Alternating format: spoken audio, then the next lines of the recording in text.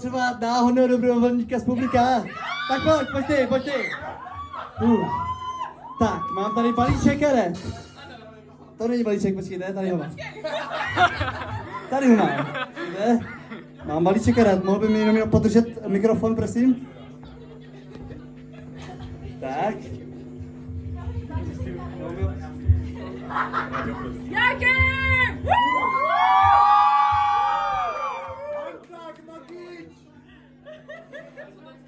Tak super.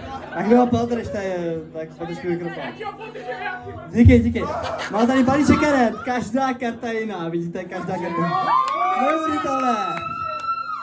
A já bych tě poprosil, abys řekla kdekoliv stop, kde chceš.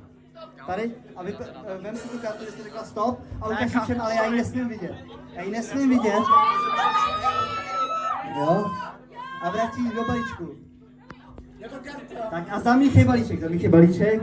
Může to být jakákoliv ta karta z těch 54 karet. Já nevím, která to je, ale pokusím se na to nějakým způsobem přijít. Tak.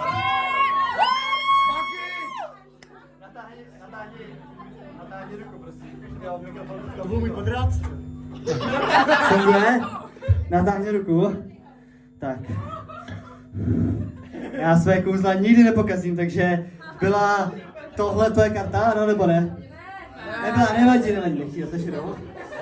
Tak nech ji natáhnout a přikop to druhou rukou takhle. Tak a myslí na tu kartu, jo? A já se pokusím přijít na to, která tam byla, že jo? Jako, když se kouzelníkům něco nepovede, tak stačí jedna jediná věc, stačí lusknout. A já se pokusím, aby ta karta vlítla do tvojí dlaně, to správná, drží se. Je to ona? Ale to není všechno. Máš moje srdce. O můj bože. Ale milé publikum, to není všechno. Já mám balíček karet, každá jiná, ale já jsem tu kartu věděl už předtím, než jsi si vybrala. Věříš tomu? Už včera. Podívejte, podrý balíček, tu kartu mám napsanou tady na ruce. Píčo.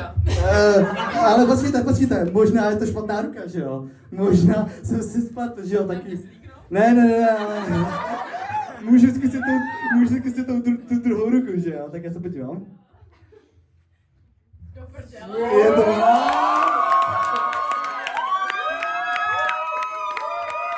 Děkuju. Tak, a teď pokračujeme v NGO!